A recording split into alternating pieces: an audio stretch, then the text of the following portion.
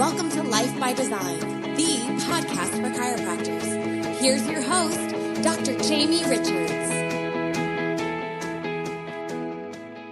Welcome to Life by Design for chiropractors. I'm Dr. Jamie Richards. I'm your host.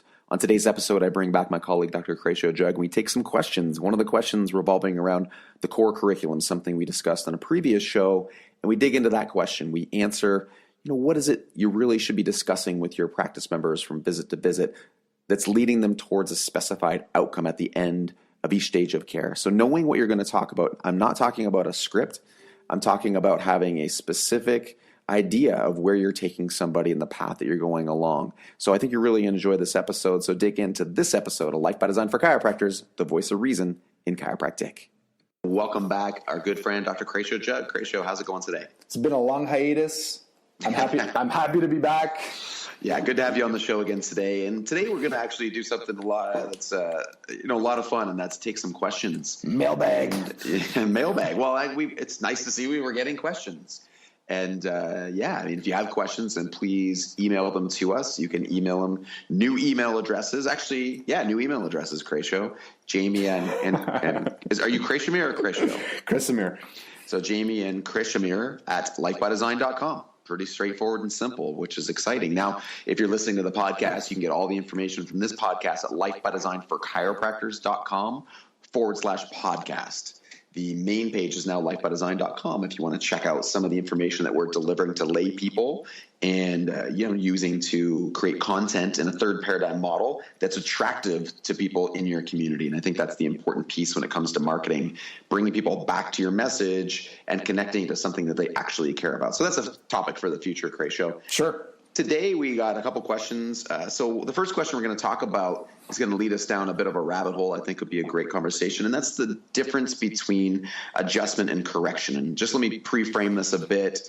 You've heard us talk about this before and probably use the terminology correction versus adjustment. And, a few people have asked me this question in the past. And, the simple purpose of this is really about positioning. And we've had some people challenge us and say, the terminology for the chiropractic profession is adjustment, and that's detrimental to the profession. I'll let you talk about this in a second, Cratio. The reason for using correction is simply even the idea of adjustment has really been diluted and distorted. It's been tied to therapies and second paradigm chiropractic. So, if we're going to move this thing and we're going to practice in this third paradigm, we needed to change the language and the lexicon. So using the terminology correction was the path we went down. And is there a difference between the two? Technically, not really. It really is about positioning for the people in our community to understand what we do in a different way. No different than when someone says, oh, you're, a chiropractor. And I say, well, actually, I'm a Life by Design chiropractor. It's just something that we use to differentiate us from a conventional chiropractor. And it really is about positioning. That's the short answer. Now, Cratio, you brought up the point, is this detrimental to the profession? Is changing the language, within the realm of something that I don't say we're allowed to do, but should be doing? What are your thoughts about that? I actually think I was listening to what you're saying. I disagree a little bit. I think there is a big difference. I think there is actually a big difference in the sense that when we say that we're Life by Design chiropractors and when we say we perform a correction, what we're saying is we are not participating in therapy at all. Yeah, I still think a lot of chiropractors who practice in the third paradigm are still using adjustment. That's the problem, is that some are, some aren't. So it really depends on the individual case. Yep. Not every chiropractor saying adjustment is tying it to a therapy. No, I agree. But I'm just saying that is, that's something that has been said enough times that most people will start to understand that most chiropractors adjust. And, since most chiropractors practice a hybrid type of, paradigm 2 office, what they say when they adjust is they're adjusting the cause of disease, which is subluxation. Yes, the cause of dis-hyphenese. Sure, or disease, that sometimes gets thrown in, whatever the terminology. The point is it's beyond, I agree, the most important point, and the reason that we do it is because it is positioning. That's the most important point, but it does have a concrete philosophical basis, and that's to take people away from this idea that we are, making this adjustment or doing this thing to their spine that's going to, destroy disease. Yes, the point in correction is to actually correct the the entity of subluxation, irregardless of what that does to a specific disease process, gives the body the resources to heal and recover, or gives the body resources and it doesn't and is not able to heal and recover. It's inconsequential. And that's the point we're getting at in all of third paradigm chiropractic. Now, there's lots of positioning that goes on. Listen to all the different podcast episodes and listen to the future ones. We're not just talking about, we don't talk to people about symptoms. We don't talk to people about how they feel. Let's not context drop. Yes, because I think that's a big deal that people actually bring up. I'd really love to practice this way. This sounds like an amazing way to practice. But, I still have people that come see me who are in pain or have a condition. Yeah, me too. That's great. Me too. And that's wonderful. The difference is, how are you positioning yourself? Because if you don't position yourself properly, both at the front end and ongoing, then you're going to be in this revolving door practice where people are coming and their sole focus is coming to alleviate a symptom or condition. And they may still stay with you for a lifetime, and you might think, hey, I have a long-term, quote unquote, wellness-based practice, but what do the people who come see you think that's actually happening when they get on the table? What's the purpose and what's the rationale for them to be a part of your practice? I think that's the take-home point here. Yeah, so I agree. And then, the other thing, if we're doing something that there's no terminology for it, we're just going to make up the terminology that we want to use. Sure. We were talking in the beginning about spinology, and for those people who maybe don't know Reggie Gold, please tell me you know Reggie Gold. But if you don't know Reggie Gold, you really should know Reggie Gold. And it's a huge part of our historical context. And, if you haven't read his biography, Cratio, I think that's a great place to start. Sure. I mean, I think anyone that's been around Life by Design knows that, definitely around chiropractic and where we're holding it, Reggie is definitely the spiritual successor. The inspiration to in the chiropractic basis, Life by Design. Yes. And, as he evolved and saw a need to move what he was doing outside the chiropractic profession, he went into and created a profession, literally created a profession called spinology. And from what I can tell, they also lean towards the concept of correction. Yeah. I mean, everything that I've read, it's a challenge to find stuff online. It doesn't seem like the profession's growing or very successful. And I'm sorry if that's wrong, if any spinologists just happen to be listening and I'm incorrect, but I mean, I couldn't find really anything online. So, yeah. So the next question we got, Cratio, talks about or asks about a curriculum that we've talked about in the past. I'll just read the question. Thanks for sharing your recent Life by Design for Chiropractors podcast. Appreciate all you're doing for chiropractors, chiropractic, and practices around the world. You mentioned on show number 2 that you have 10 things that you teach people in the corrective phase, 10 things in the building, and 10 things in the optimization or maintenance. So, we're going to dig in today in this communication episode. And if you've listened in the past, we talked about the 4 requirements for a successful practice. If you've listened to Life by Design in general, you understand the concept with the human physiology. The body is really designed to be extraordinary. It's designed to be healthy as long as certain needs are met. So as long as these pillars or these core requirements are met, the body functions close to or near its full potential. And the same is true for a business. In fact, the same is true for anything, a business, a relationship, your training cycles, whatever it is. The normal state, for example, of a business is for it to be successful if all of the requirements for a successful business are met. So we've talked about these on the show, and you'll see them if you actually see the podcast episodes and you see the graphics. You'll see in the bottom corner, you'll see an image that relates to the different episodes. And if you're at the website, lifebydesignforchiropractors.com, you'll actually see the different areas: leadership, team, systems, and communication. And everything that we do is going to fall into one of those categories. So today, the focus is on this curriculum, falls into this communication category. So let me just briefly talk about the context of a curriculum. And I love this idea. So in your practice, in the big scheme of things, what we're doing is we're guiding people down a process. And, we want to build a practice full of lifetime practice members where they understand what we do, they see value in it, they invest in it for themselves and their family, and they tell other people. And I think that, that's a pretty good definition of a successful practice. If you're a student, let's say, for example, and you want a student to really engage in the process of learning, if you want them to understand and you want them to, utilize this information over their lifetime, they need to know certain things. And along the way, they're going to pass certain tests. Cratio, answer this question for me. If I wanted you to, black is what it is, actually. Purple. No. If I wanted you to pass a test, what should I teach you leading up to the test?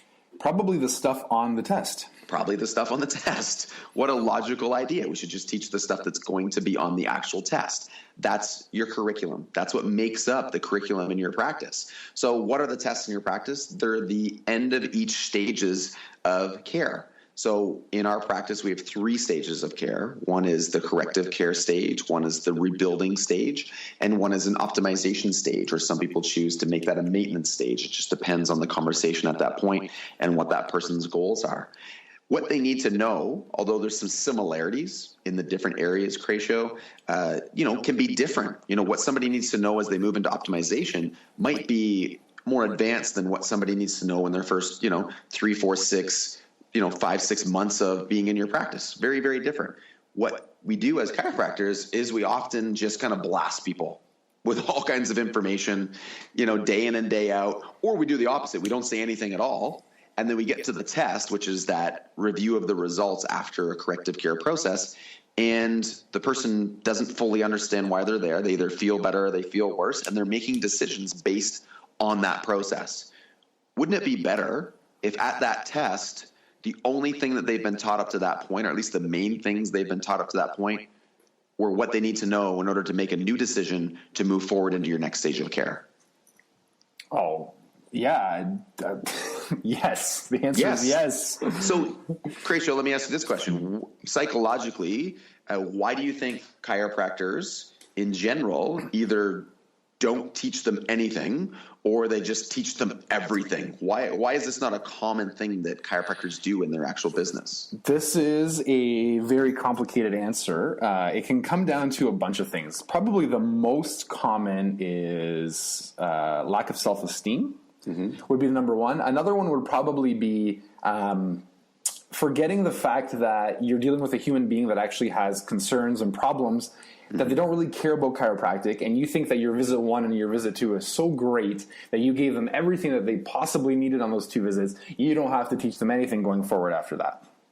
I mean, those are the 2 main ones that pop into my head, and then there's smaller things when you're trying to blast people in a way that they don't really care about, which is, I think, something we need to talk about before we get off this topic.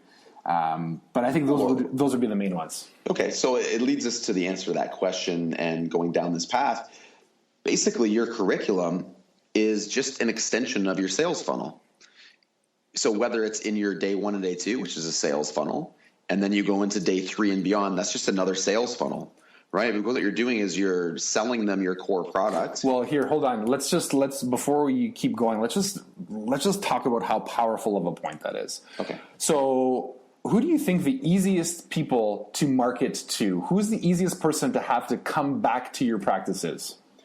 The people who are already in your practice. Exactly. The people who are already there. But yet chiropractors don't think about those people like that. They think these people are good because they're in the practice. We can ignore them. Let's focus on by far the hardest person to acquire and the most expensive person to acquire, which is the new person who knows nothing about your practice.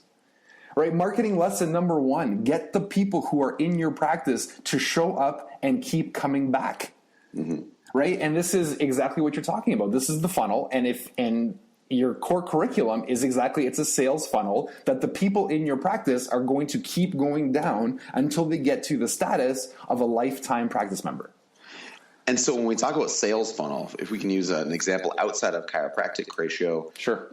Maybe you bought something online, or maybe you have, watched a series of videos. Maybe you've opted in for something today, and we've been engaged with a really good company outside of chiropractic.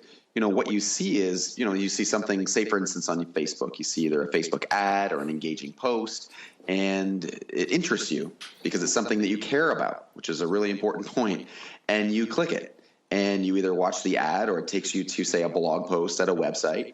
And you find it very interesting, so you read the blog post. And maybe that's interesting, and then there's a call to action in the blog post to download, say, a lead magnet. That's an extended version of the blog post. And so you download that.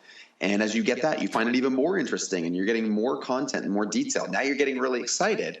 And eventually, you're actually looking forward to buying another product from this same company that follows this thread that you've been going down from Facebook ad or an engaging post to a blog post to an opt-in and then to some type of product. That's a sales funnel. And the reason online is really great to see is because when this is created, it's not changing minute to minute. You know, when a human being is delivering content, it's easy for them to change the content minute to minute and really mess up the funnel. Versus in an online version, you know, you're testing and retesting, you're finding what works, and then you're just letting it run over and over and over again. And the only time you tweak it is if it stops working or if you find something that works better. So this example of a sales funnel is really what needs to happen in your practice.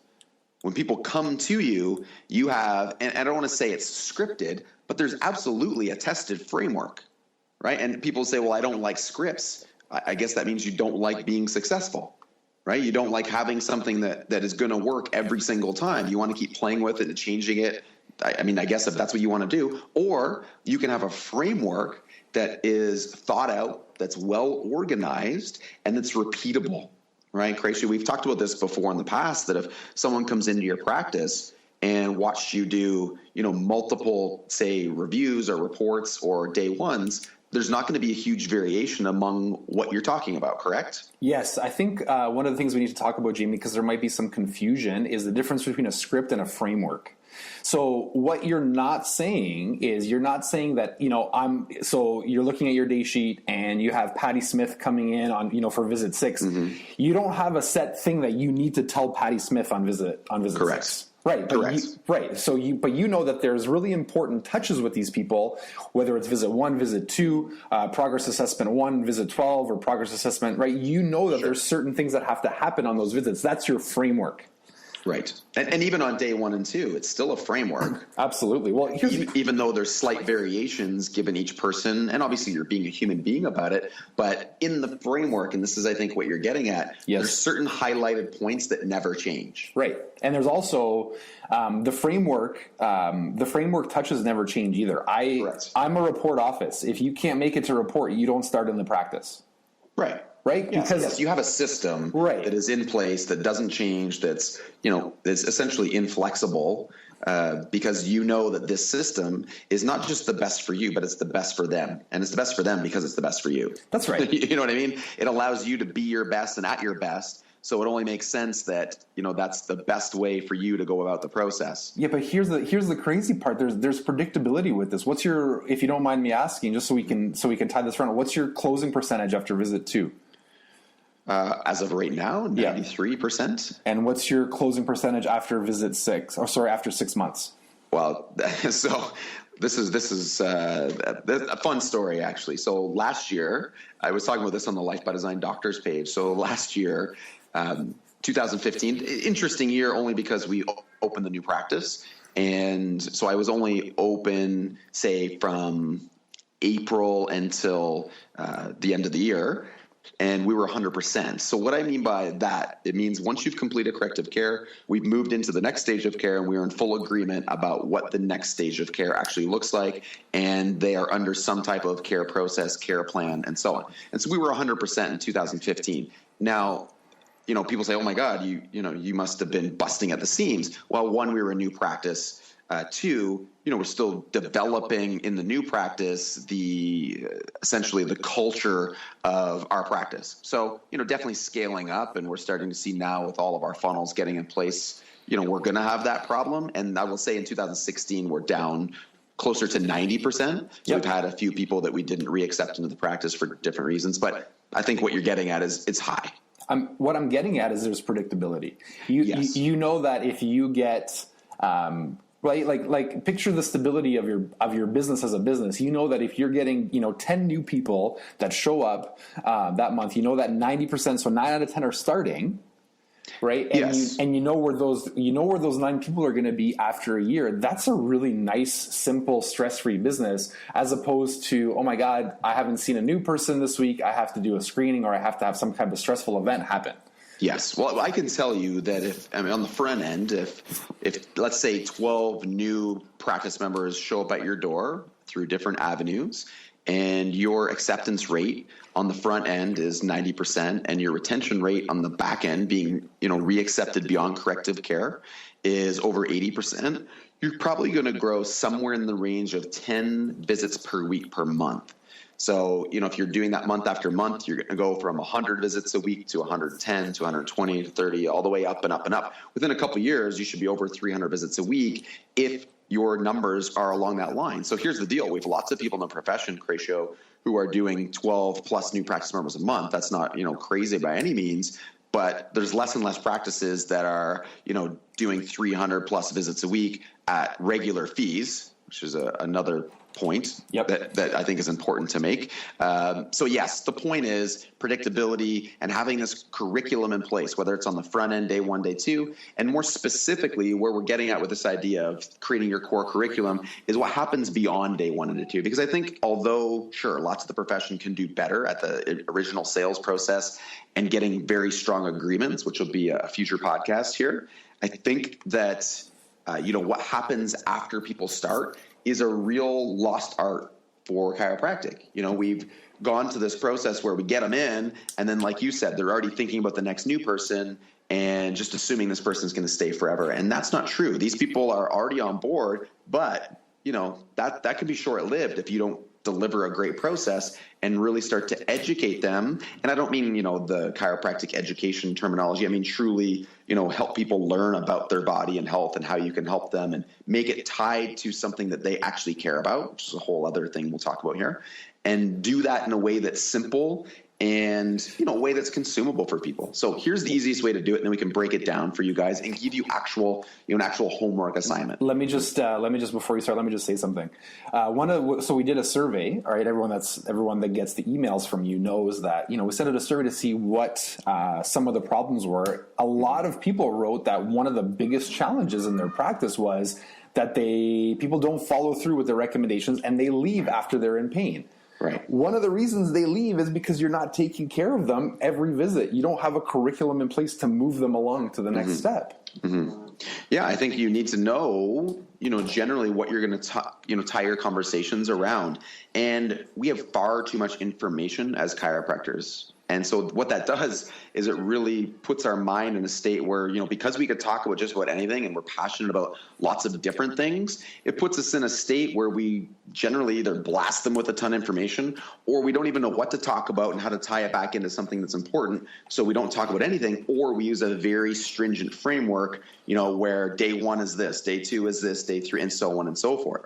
So here's how we're going to do it. And you can have a curriculum, Cratio, for every single stage of your care. And I think long-term, that's something you could do. And this is a big project. So for the people in Life by Design or our other coaching and consulting clients who've actually tried to do this, they quickly realize that this is a much bigger project than they thought that it was. So we're going to give you guys a PDF download of the steps from today's show. So you don't have to write any of this down if you're driving in your car or listening on your iPhone or your iPod.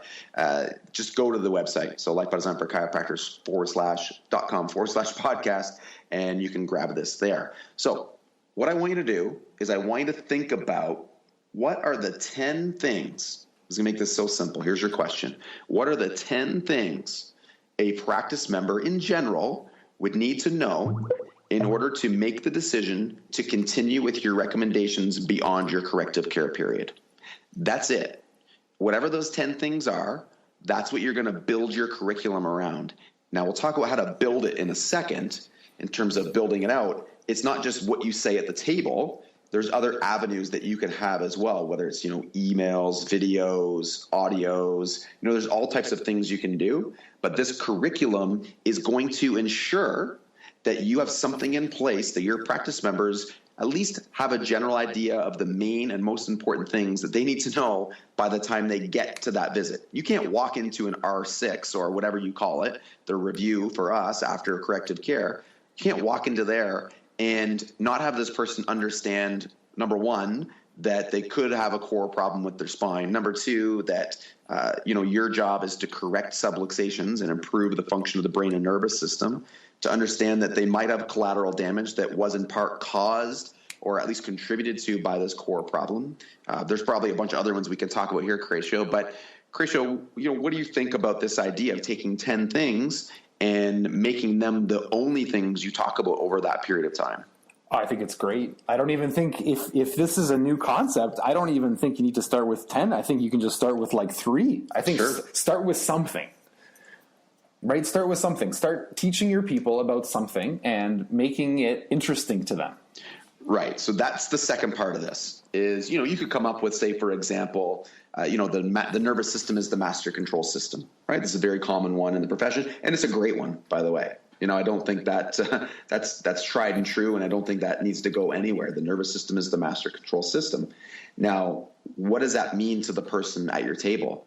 And I know you and I have had this discussion, Chris. How do you take these pieces of the curriculum, and then how do you make them interesting for the people at your table? And this is where a framework is important, and not having a stringent, script, because the nervous system is the master control system is the point. So that's one of our curriculum pieces. But how I communicate that to, say, Cratio versus Rochelle versus Dana versus Kate versus each different practice member may be slightly different based on the things that they find valuable and important. Yeah, or even based on what's happening that day.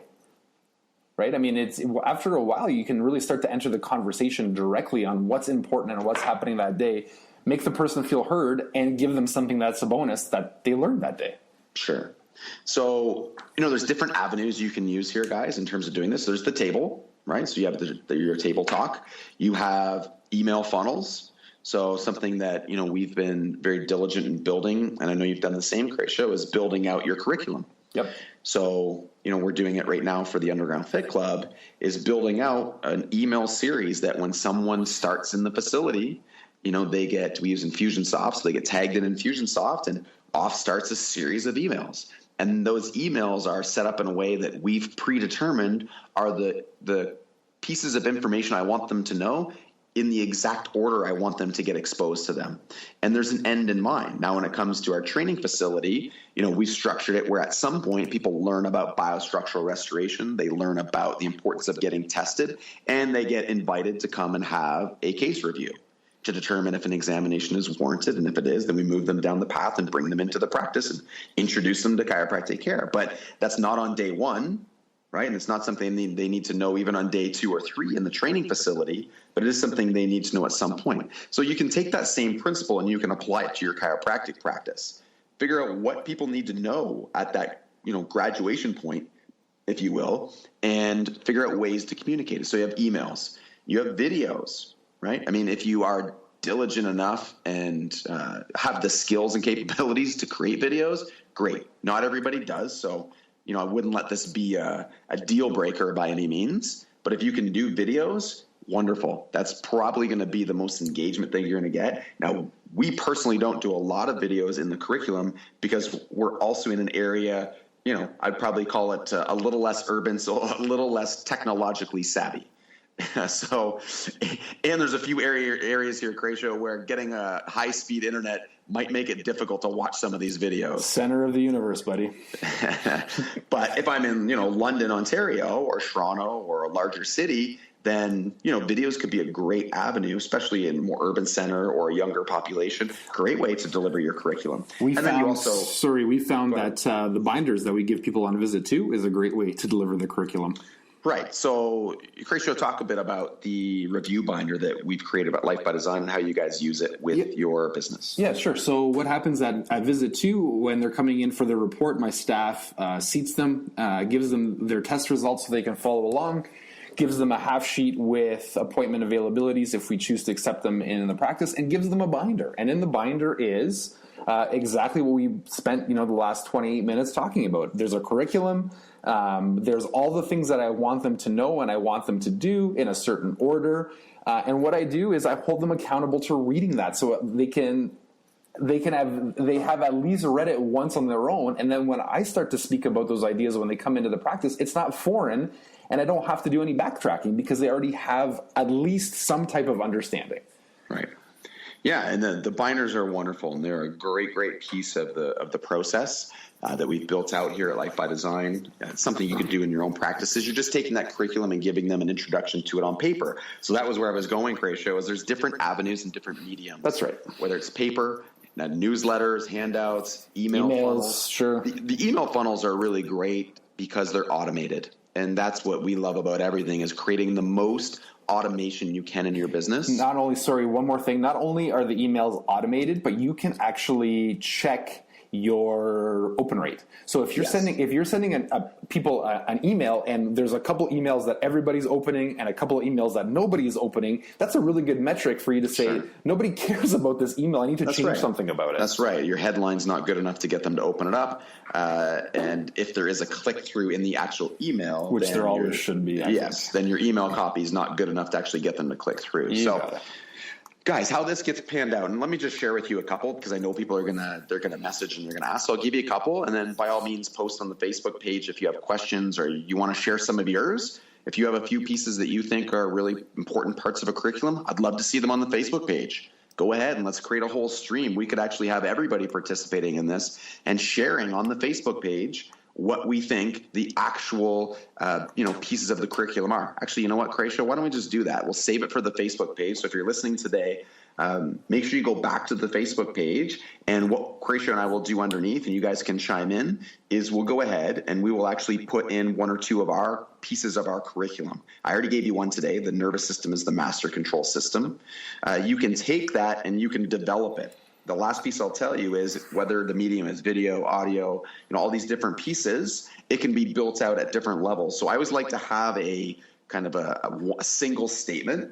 Then I like to develop an elevator statement. So, the nervous system is the master control system. That's an easy go-to single point in your curriculum, but maybe you have a 2 or 3 liner that goes along with that about the nervous system. Those are great for at the table. Somebody fires off a question, you bring it back to that, you have a few talking points, and then each one of these 10 points of your curriculum could be developed into a full article for a blog or a video. So you can see how much content could be created here. So not only are you building your curriculum, which is wonderful, you're building a sales funnel that leads people to understanding exactly what they need to know when they go to graduate your test, but you're also building content. And one of the most important pieces in the marketing side, which we'll start to come back to on some future podcasts, is you're going to have to get really intense with content creation. Cratio, let's leave it at this. How many hours a week do you think you spend on creating content? Oh my God. You're giving me nightmares thinking about it. It's a lot. That's the point. Is I might be in practice, for 13 hours a week. I'm probably doing marketing and content creation for, 10 hours every single week, writing emails, creating, online resources. It's a huge part of it. So if you do your curriculum, the point is you could actually be using this to build content at the same time. So you're really killing 2 birds with 1 stone. I got a question for you as we're wrapping up. Shoot, fire. Is any of this real? That's a great question. It's a question we had on our Facebook page this week. Is any of this real? I'm not sure. Yes, it is. It's all real. If the person who's asking the question has actually listened to the podcast or not, and they would see that we're real, and it really is happening. So I guess the whole idea of reality exists really is it fits with this question. But it was nice on the other side to see a lot of engagement on the Facebook page and people asking questions. And we really we want that. So whether you think your question is a good one, a bad one, whether you maybe you're trying to be a bit of a jerk and ask us a question, that's fine. As you can see by the way that we answer questions, we're still going to be super nice about it. But you can be however you like when you ask your questions. But we do want to create engagement. We do want to have a conversation. We do want to dig into this. And that was really the purpose in creating Life by Design for Chiropractors. So guys, go to the show notes, lifebydesignforchiropractors.com/podcast. Grab today's PDF download. And after you're done listening to this, go to the Facebook page and check out some of the points of our core curriculum that we've posted and share some of your own. Thank you guys for listening. Life by Design for Chiropractors, the voice of reason in chiropractic.